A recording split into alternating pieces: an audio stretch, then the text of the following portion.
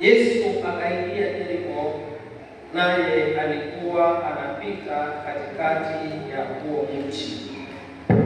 Tazama, palikuwa na mtu mmoja mkuu wa watoza ushuru, naye alikuwa tajiri, jina lake Zakayo. Yeye alikuwa akijitahidi kumwona Yesu ni mtu wa namna gani, lakini kutokana na umati mkubwa wa watu hakuweza, kwa sababu alikuwa mfupi wa kimo. Kwa hivyo akatangulia mbio mbele ya umati wa watu, akapanda juu ya mkuyu ili amwone Yesu, kwa sababu angeipitia njia ile. Yesu alipofika pale chini ya huo mkuyu, akatazama juu, akamwambia Zakayo, shuka upesi, kwa maana leo nitakuwa mgeni nyumbani kwako. Hivyo Zakayo akashuka upesi, akamkaribisha Yesu nyumbani kwake kwa furaha kubwa. Watu wote walipoona hivyo wakaanza kunung'unika wakisema, amekwenda kuwa mgeni kwa mtu mwenye dhambi. Lakini Zakayo akasimama na kumwambia Bwana, tazama Bwana, sasa hivi nusu ya mali yangu ninawapa maskini, nami kama nimemdhulumu mtu yeyote kitu chochote, nitamrudishia mara 4 ya hicho kiwango. Ndipo Yesu akamwambia, leo wokovu umeingia nyumbani humu, kwa sababu huyu naye ni mwana wa Abrahamu. Kwa maana mwana wa Adamu amekuja kutafuta na kuokoa kile kilichopotea. Hii habari naamini ya kwamba wengi wetu tunaielewa, juu ya mtu huyu aliyekuwa anaitwa Zakayo. Zakayo alikuwa ni mtoza ushuru, na watoza ushuru ndio watu waliokuwa wanachukuliwa kuwa ni waovu, kwa sababu walikuwa wanachukua hongo, walikuwa wanapora watu mali zao kupitia kwa nafasi waliokuwa nayo. So ikawa watu walikuwa hawawapendi, walikuwa wanawachukia. Lakini kwa sababu Zakayo, Biblia haisemi, na mahali Biblia iko silent, tunaweza kunyamaza, lakini kwa mawazo unaposoma hii story, kwa akili yako lazima jambo hili litatukia, kwa sababu unaona huyu mtu alikuwa na nafasi yake. Biblia inasema kwamba alikuwa mkuu wa watoza ushuru, chief tax collector, naye alikuwa ni tajiri. So kwa mawazo yangu naona ni lazima alisiwahi kusikia habari za Yesu. Kwa sababu gani niseme hivi? Unaona katika mstari wa 5 unasema yeye alikuwa akijitahidi kumwona Yesu ni mtu wa namna gani. Umati wa watu ulimzuilia kumwona Yesu, hata ikawa alijaribu sana kumwona Yesu. Elewa, huyu mtu tajiri, na si rahisi kuona tajiri anababaishwa na vitu mtaani. Si rahisi, kwa maana hakuna kitu anahitaji. Na jambo nyingine ambalo lilimzuia Zakayo kumwona Yesu ni kwa sababu ya ufupi wa kimo. Alikuwa ni mfupi. So hata kama angetaka kumwona Yesu angeweza, kwa sababu ya umati wa watu. Pili, alikuwa ni mfupi. So akijaribu mtu mrefu ako mbele yake anashindwa. So na kwa sababu alikuwa na kiu ya kumwona Yesu na alikuwa anataka aone huyu mtu Yesu kwani ni wa namna gani, Biblia inasema alijua kutokana na hii statement. Tusome mstari wa 6. Inasema yeye alikuwa akijitahidi kumwona Yesu ni mtu wa namna gani, lakini kutokana na umati wa watu, mkubwa wa watu, hakuweza kwa sababu alikuwa ni mfupi. Pamoja na kwa watu walikuwa wengi, angeweza hata hivyo kwa sababu alikuwa mfupi wa kimo.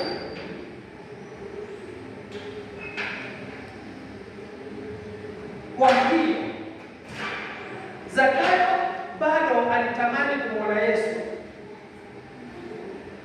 Watu wakawa wanamzuia kwa sababu ni wengi, akawa ni mfupi, hawezi kuona Yesu. Lakini hiyo yote haikumzuia,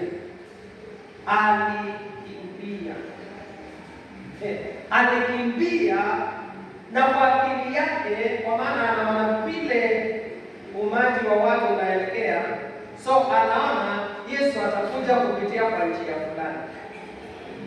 Akakimbia, akaenda akapanda huo mti. So I'm looking at this man. He is rich, he is a professional, yuko katika nafasi kubwa, lakini hiyo haikumzuilia kukimbia. Ni kumaanisha ile inaitwa ego yake, yaani ile unajua kujisikia, aliwacha kule kujisikia. Sasa akaamua ni yeye na mbio, akakimbia, akapanda kwa huo mti, angalau kutoka juu sasa aweze kumwona Yesu.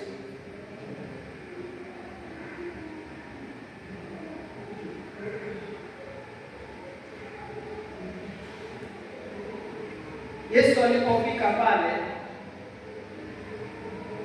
akatazama chini. Elewa, Yesu anajua yote, anaweza yote, yuko kila mahali kila wakati. Alipofika chini ya mti akatazama juu,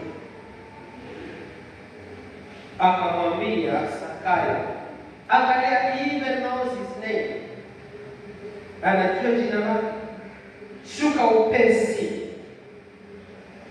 kwa maana leo nitakuwa mgeni nyumbani mwako. Hivyo Zakayo akashuka upesi, akamkaribisha Yesu nyumbani mwake kwa furaha kubwa. Kwa nini ako na furaha? Amekuwa akitamani kumwona Yesu ni mtu wa namna gani, na tayari ameanza kupata kuelewa huyu Yesu. Jambo la kwanza hapo unaona inajitokeza ya kwamba elewa, Yesu alikuwa anaenda shughuli zake.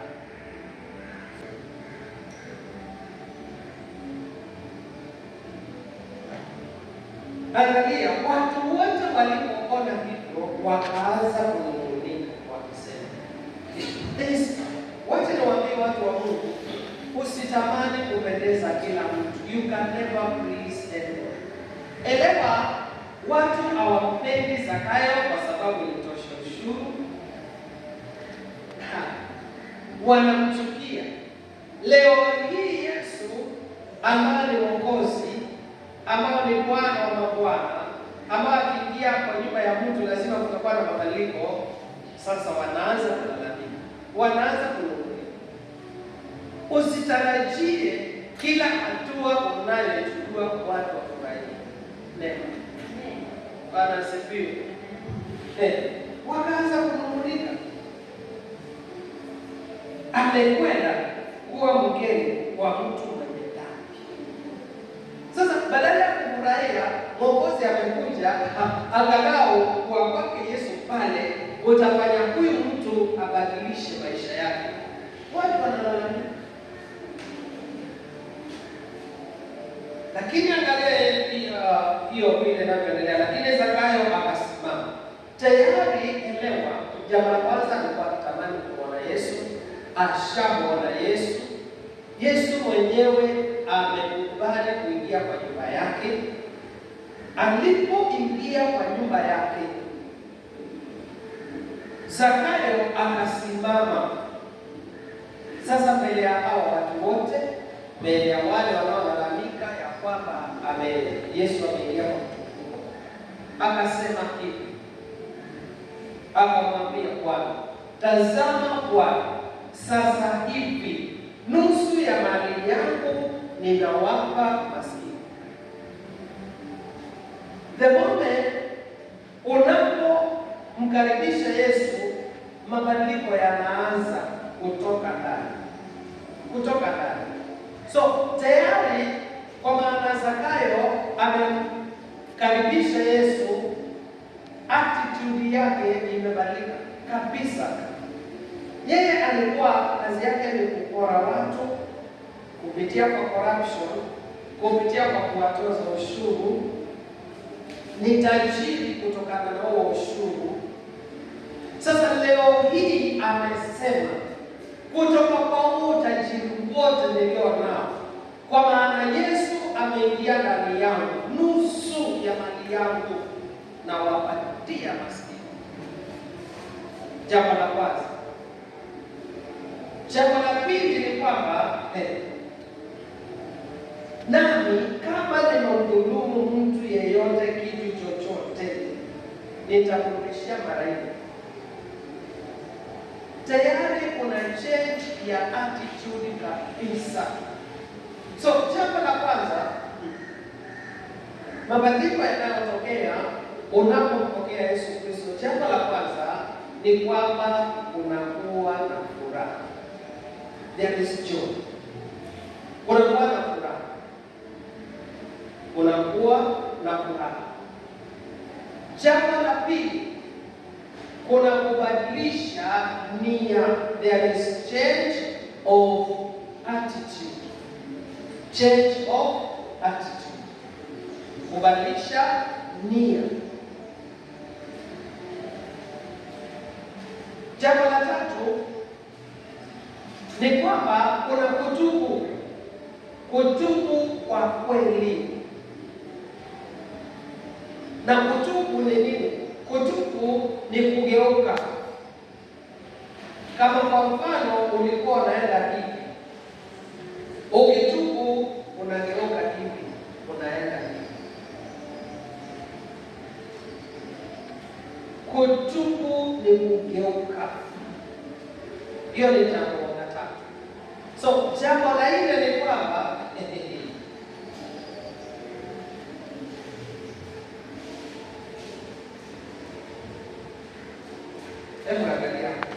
nitamrudishia mara nne hicho kiwango. Ndipo Yesu akamwambia, leo wokovu umeingia nyumbani humu.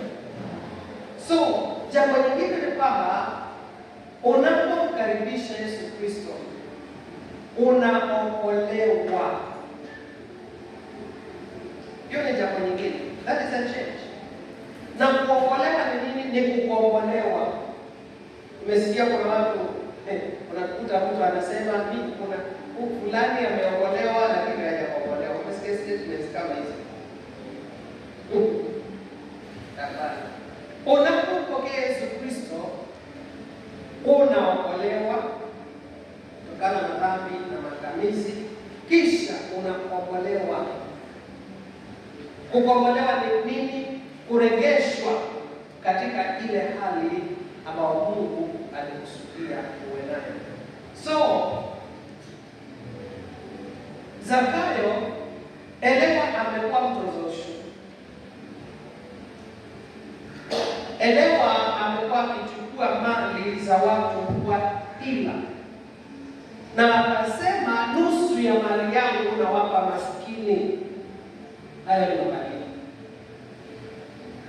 Na kama nimemdhulumu mtu chochote, nitamrejeshia mara 4 ya hicho nilichodhulumu.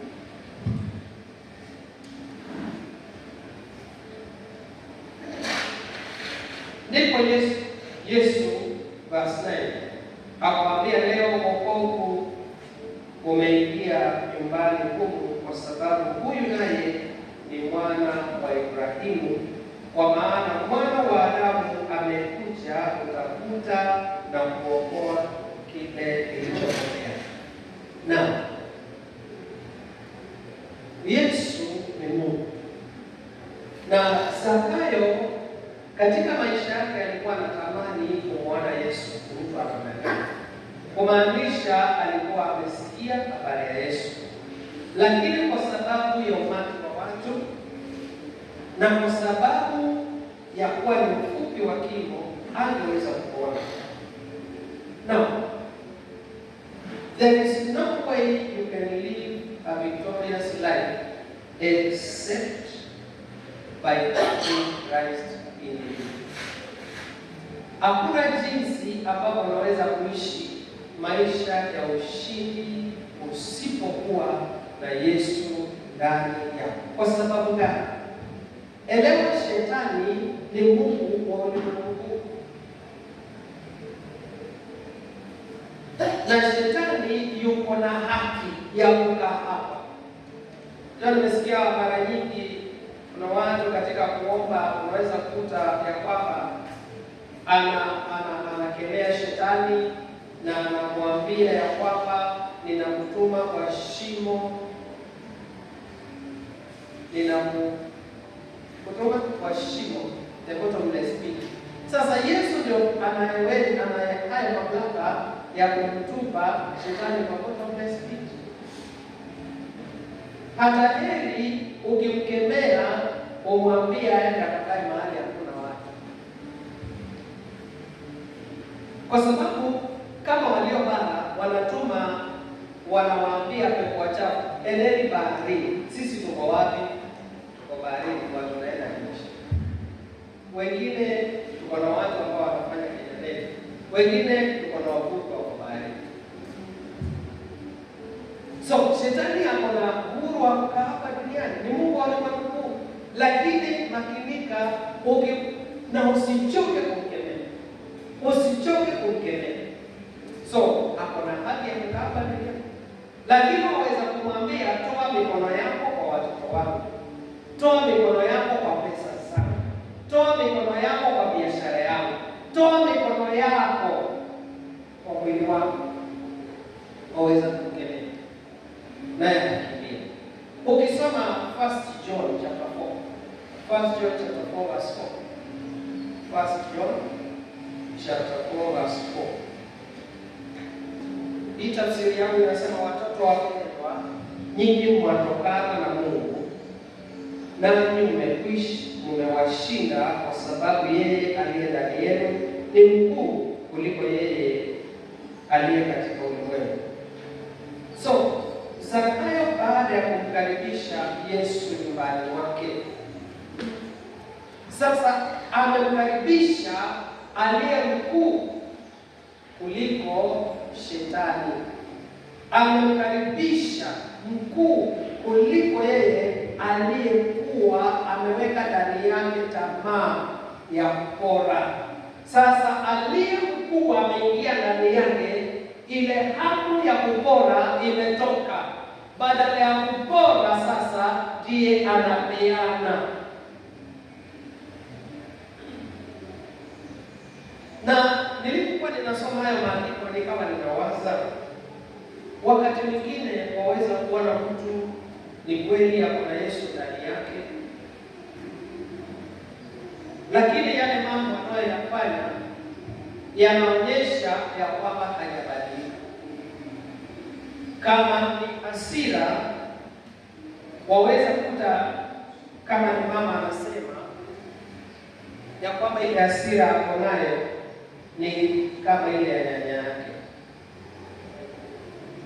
Huyu mtu ameokoka kweli, lakini hasira ako nayo ni ya nyanya. Huyo mtu amebadilika kweli.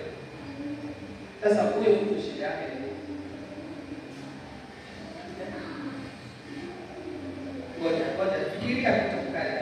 Shida ya huyo mtu ni nini? Si aliye mkubwa hapo ndani yake. Mbona bado hasira alionayo ile ya nyanya? Nini?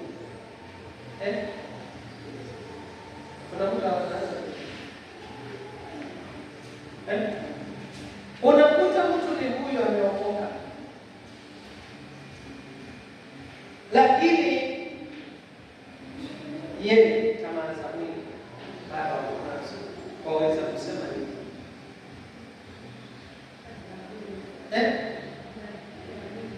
Aje?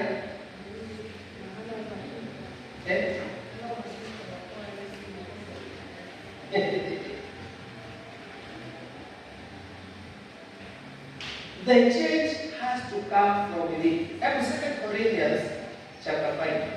2 Corinthians chapter 5.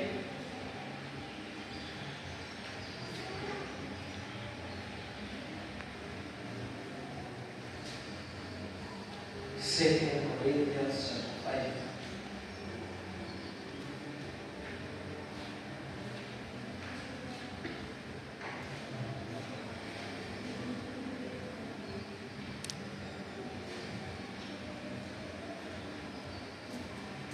Wakorintho wa pili sura ya 5 mstari wa 17. Wakorintho wa pili sura ya 5 mstari wa 17. Kwa hiyo kama mtu akiwa ndani ya Kristo amekuwa kiumbe kipya, ya kale yamepita, tazama yamekuwa mapya. Unapompokea Yesu Kristo unakuwa kiumbe kipya.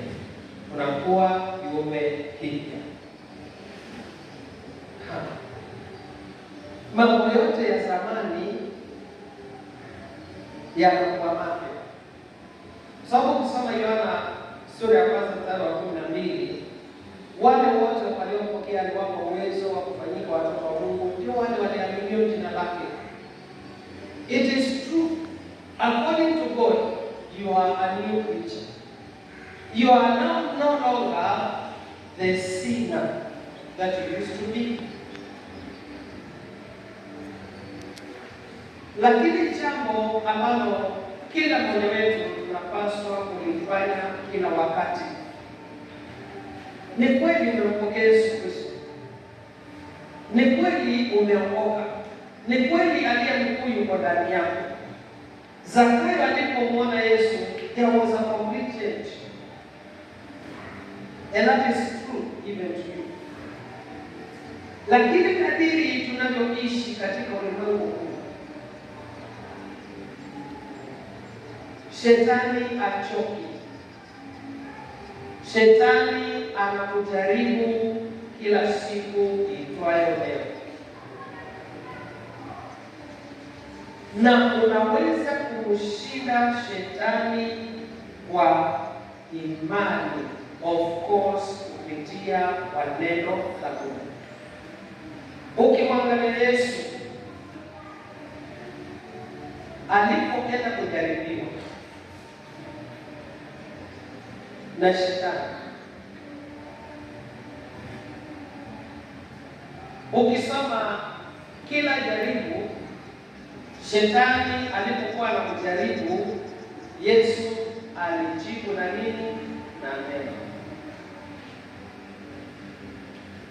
Ukisoma Warumi 10 mstari wa 17 inasema imani kuja kwa kusikia na kusikia neno la Mungu. Ni kweli umempokea Yesu Kristo, ni kweli sasa aliyemkuu anakaa ndani yako, lakini kila siku wafanywa upya nia yako, akili yako, kila wakati, kila siku, kwa kusoma neno la Mungu. Kwa maana unapoangalia Zakayo, ni kweli amesema hayo na ameweza kuonyesha kwamba anadai. But when we look at some of us, unaona hapana, huyu mtu ameokoka lakini simuelewi kwa maana bado yule.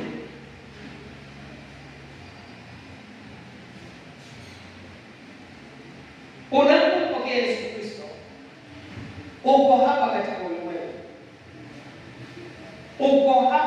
ulimwengu, na kuna mambo ya ulimwengu kila wakati yanakorrupt akili yako. Sasa ni wewe uweze kufanya upya akili yako, nia yako kila wakati kwa neno la Mungu. Bwana asifiwe.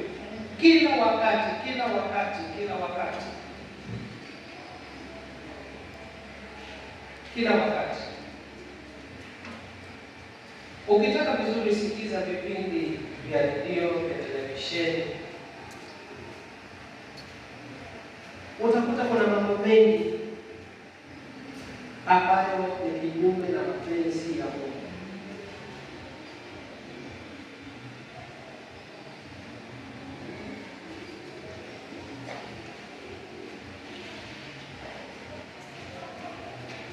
Lakini sasa hayo mambo ambayo yana poison akili zetu na nia zetu, hatuwezi kutoka katika ulimwengu huu, mambo yatakuwa yanaendelea.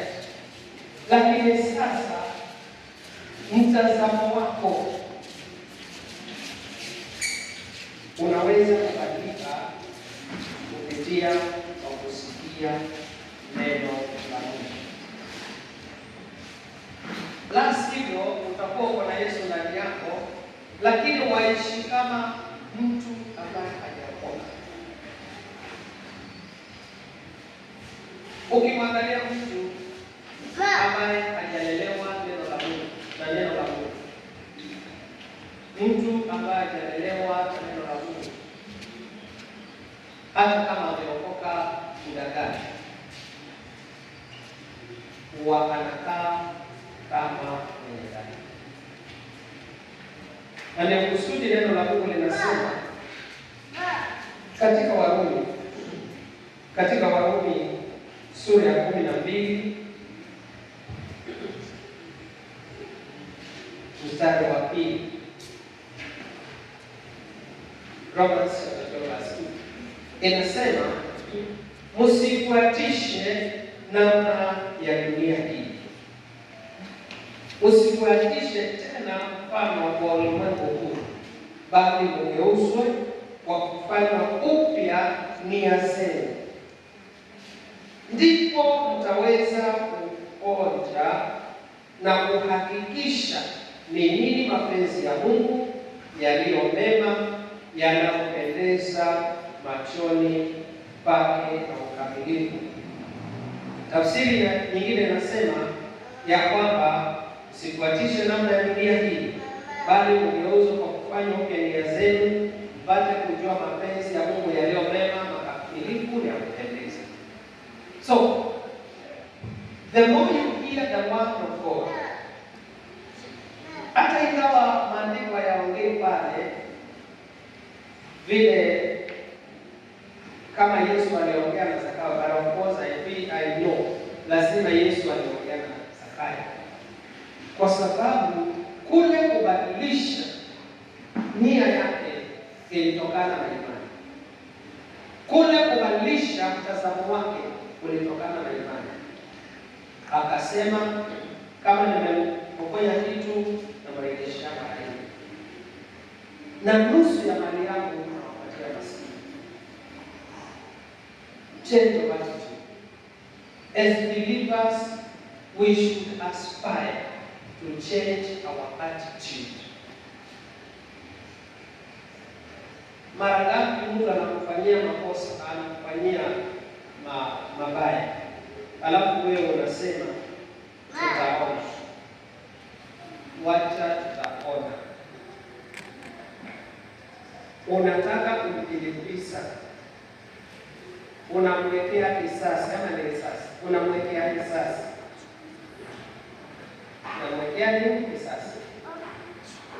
Wapaswa uelewe kulipiza ni kwa nani? Ni kwa Mungu.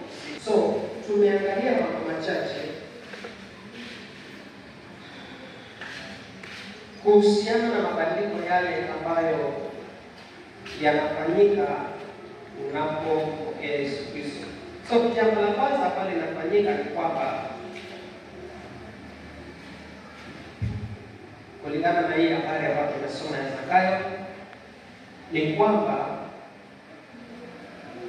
aliweza kubadilika. Uliona ya kwamba aliweza kubadilisha nia yake,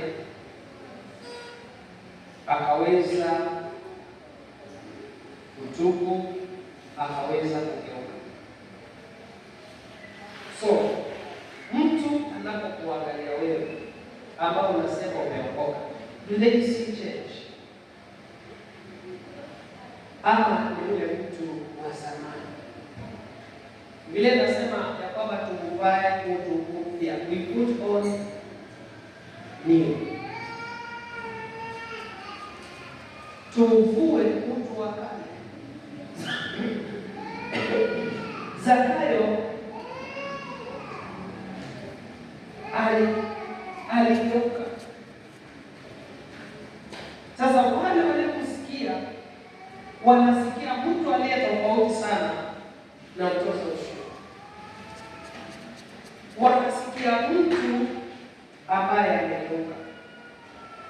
Je, watu wanapokusikia, wanapokutazama, ni yule mtu wa kale ambaye usamehe, wewe unataka kulipiza mabaya kwa mabaya? Huyu ni mtu ambaye unaona alitubu. Vile nasema katika Yohana John 1:19. Malizia na kupata. First John chapter 1 verse 9. First John chapter 1 verse 9. Inasema hivi: kama tukiziungama dhambi zetu, yeye ni mwaminifu na wa haki, hata tusamehe dhambi zetu na kutusafisha kutoka kwenye udhalimu wote. So unaona, Zakayo alikuwa katika hali ya kutubu. Kutubu ni nini? Kutubu ni kugeuka. Anasema kama nimepokonya mtu chochote kwa hila na mrejesha naye. That is, uko ni kutubu. Uko ni kutubu. Biblia inasema kama tukiziungama dhambi zetu, yeye ni mwaminifu na wa haki, atatusamehe dhambi zetu na kutusafisha kutoka kwenye udhalimu wetu wote. So unapompokea Yesu Kristo, ama kama wewe uko na Yesu ndani yako, elewa ya kwamba wewe ni kiumbe kipya, napaswa kuishi katika upya wa moyo. And that change that has come in you, then that change is supposed to manifest in the outside. Ndio mwandishi wa Zaburi anasema, nafsi yako yangu usisahau fadhili zote za Mungu. Kuna faida ambazo unazipata unapompokea Yesu Kristo, lakini hatutaenda kwa hayo. Nataka uelewe ya kwamba vile unampokea Yesu Kristo anakaa ndani yako, lakini sasa yale mabadiliko yanaweza kukosa kutokea mara hiyo hiyo, but allow yourself to go the process.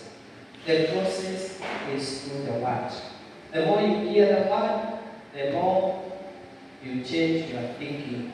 And the more you change your thinking, that affects your way of life. Because you have known the will of God which is perfect, which is pleasing to God. Kwa hivyo kutokana na habari hii ya Zakayo tumejifundisha nini? Ni nini hapo wewe unaona kama utaenda kubadilisha? Kuna kitu unaona kama utaenda kubadilisha? Ukijipiga picha, sisemi mchukue selfie, nasema ukijipiga picha maisha yako, ni nini ambayo unaona unapaswa kubadilisha? Ni nini ambayo unaona unapaswa kubadilisha? Zakayo mtoza ushuru leo hii anawarudishia watu ili tusikae kama watu.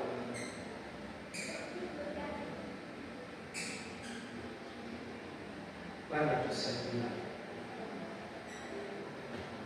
Sema Baba yangu, nisaidie niweze kuonekana nikiwa nimebadilika kwa utukufu wa jina lako. Amen. Simama.